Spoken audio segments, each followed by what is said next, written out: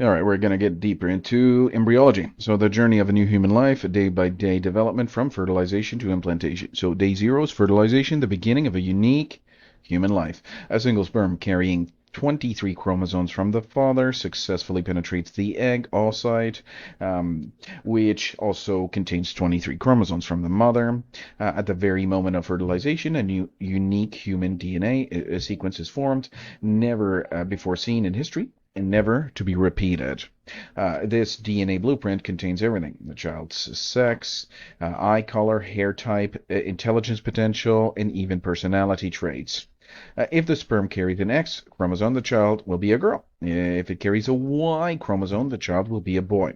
All right, so we do have an illustration about that. We're going to go down and see what happens here. So maybe we've seen this in in high school or any type of biology textbook, but embryology is clear that this is the so the problem is with these birth controls is it does not suppress the ovulation. The ovary, which is part of of course, the very wonderful endocrine system, will produce, like it's supposed to. I mean, you're not going to. This is not an illness that you need to, prevent. The the manifestations of this kind of illness or anything like that. No, this is a very healthy, bodily function.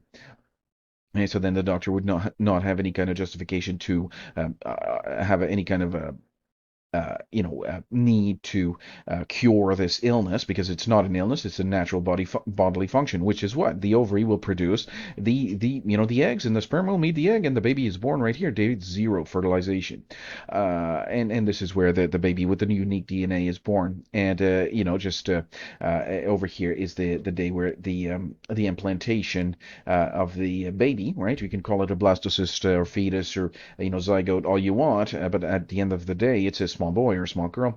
And this is the problem here is that Dr. Michelle Dell will prescribe these abortifacients, which she pretends or she deceives her customers, which are paying money to do what? Well, the baby will actually die. So we're going to talk about that today. So it's day zero. Let's go back to day zero here. This is the beginning of a unique human life. It's not an implantation. It's very clear that it is not an implantation. Right. This is the beginning of a new human life. The DNA is 50% from the father and 50% from the mother, and the gender is already determined here. So the first cell division. So day one. Right, the single-celled zygote, or the baby, will begins to divide rapidly through mitosis. At this stage, the zygote, also known as a baby, is already directing its own development, growing, repairing, and sustaining itself. This is a living human being with human DNA and human growth patterns and human potential. Right, and it's certainly not anything other than a baby, right? So this is a baby, not from day nine or whatever, but from day zero, right? From the first moment of conception, which is when the baby is certainly conceived, right? All right, so day 2 to 3 is the morula stage. So the embryo, now a tiny sphere of about 16 cells, is called a morula. Uh, Also known as a baby. Right? So it continues to travel down the fallopian tube toward the uterus. Each cell within the morula is already specialized and knows what it will become: the brain, the heart, the skin, the organs. If the sex of the child has already been determined. If a Y chromosome was present at conception, this is a developing baby boy. If no Y chromosome was present, it is a baby girl. Just like my daughter, right? My daughter was a baby girl. When was that determined? Was it determined later on when she decided what gender she was going to choose, or was it determined at day 9? No, it was determined all the way here at day zero. The gender of my wonderful daughter. And all my daughters are just really wonderful. I'm just looking at one of my daughters right now. That's why I love her so much. She was a daughter. She was my daughter at day zero, right at the moment of implantation, where that very special moment where the life of my wonderful daughter began. So and again, like if a Y chromosome is present at conception, this is a developing baby boy, like my son, like my my all my sons. I have a I was very very lucky to have my wonderful sons. They're very very smart. They're very very just strong and mighty. My mighty is an adequate adjective there to use for my sons. My I was very very fortunate to have my wonderful sons. So day 4 or 5, the blastocyst stage. This is not a blastocyst, but this is the stage of development known as being, the embryo will be known as a blastocyst. But make no mistake, this is not a blastocyst. This is a baby. Okay, preparing for implantation. So day 4 or 5, the embryo, the baby, now about 100 or 200 cells, which is developing. It's developing. It's growing. Right, forms into a blastocyst, a fluid-filled structure with an outer shell and an inner group of cells. The outer shell will become the placenta. The inner group of cells will become the baby. The child is still traveling down the fallopian tube toward the uterus. So the baby is already producing signals, the hormones that will communicate with the mother's body, preparing it to support the pregnancy. And day 6 to 7 is when the child reaches the uterus. So the baby has now arrived in the uterus, looking for a place to implant and establish a nourishing connection with the mother. At this stage, the embryo is still alive and growing rapidly. It never stopped being alive.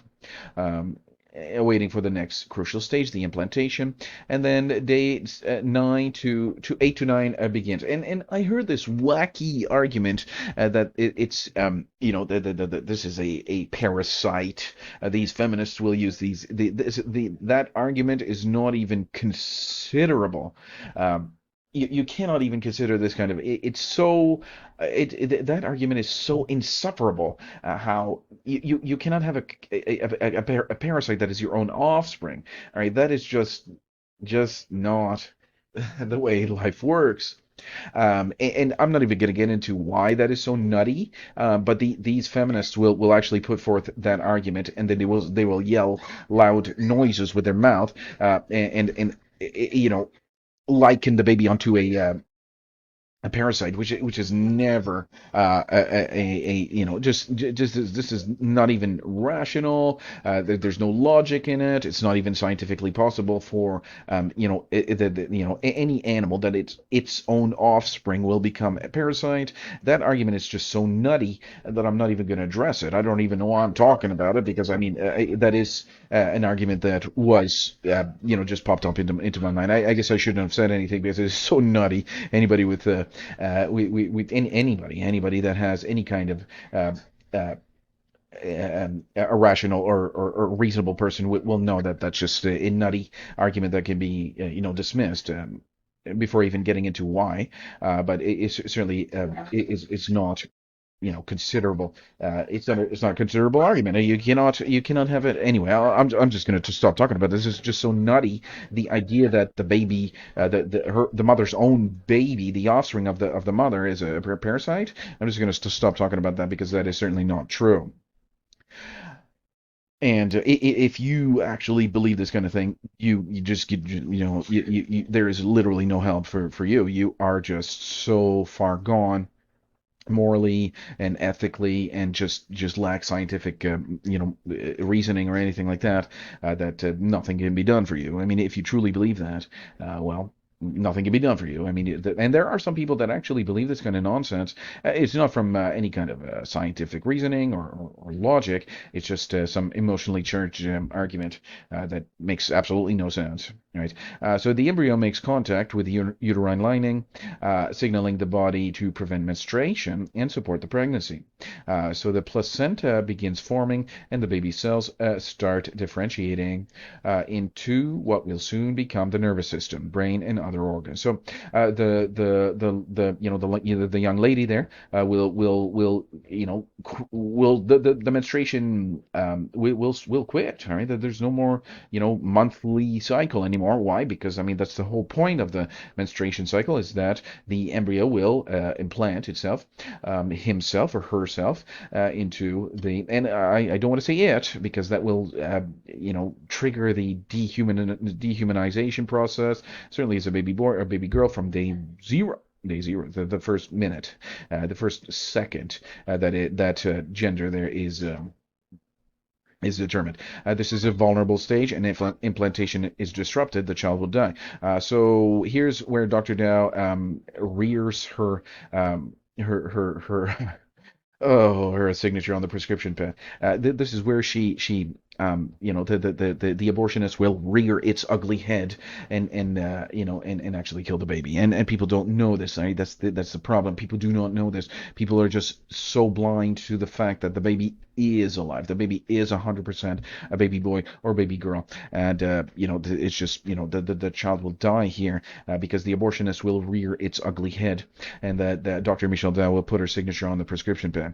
So day 10 to day 14, a secure connection form. The placenta, but of course, in real life, where there's no pharmaceutical industry bribing, politicians and abortionists, basically brainwashing young girls who do not have the full mental capacity to consent and understand, and plus the pharmaceutical industry's own publications, it's so clear that they are deceptively marketing this kind of abortive agent that But anyway, let's say for example this is normal, a normal civilization, a normal society that does not kill babies. The placenta begins functioning, providing oxygen and nutrients to the developing baby.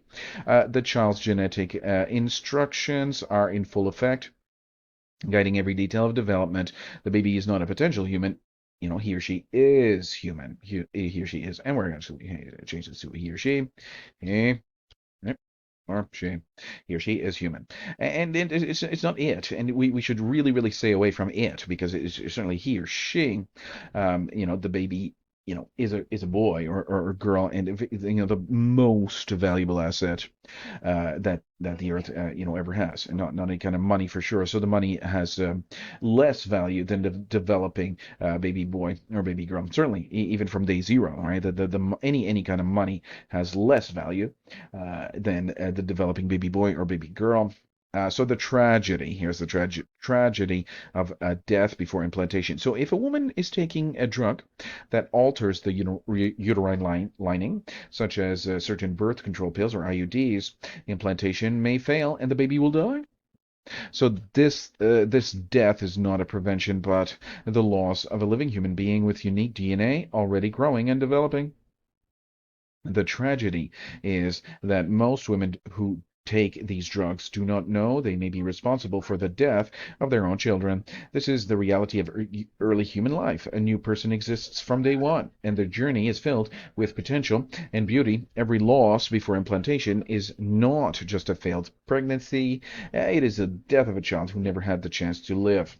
But certainly, I would not say that. It never had the chance to continue living. How about that? Yeah, continue living, because the baby lived, right, and that's what that is. Make no mistake. I mean, the baby certainly lived, and the baby was fully aware of there was this kind of that there's a type of consciousness there, whether or not anybody wants to go there or not. The issue of consciousness isn't limited to certain brain function. The issue of humanity isn't limited to the heartbeat or anything like that. Um, right, the baby will be very sad to to die. It's a very sad thing. And the victim. I mean, certainly the baby boy, the baby girl's victim. You can sit there and say, oh, Dr. Doe duped these women and all this stuff, and she certainly did. But who is the victim here? Is the baby. Let's go back to our embryology here. The diagram. All right. So the embryology here, we see the baby here. He or she is alive. We have a life here, a very precious, very vulnerable, but very we must protect this baby. We should not be prescribing these drugs and all this stuff. That's just nonsense. Oh, Dr. Dow's guilty. Dr. Dow's very guilty, and that is really wrong. Thank you very much for tuning in. I'll see you guys in the next video.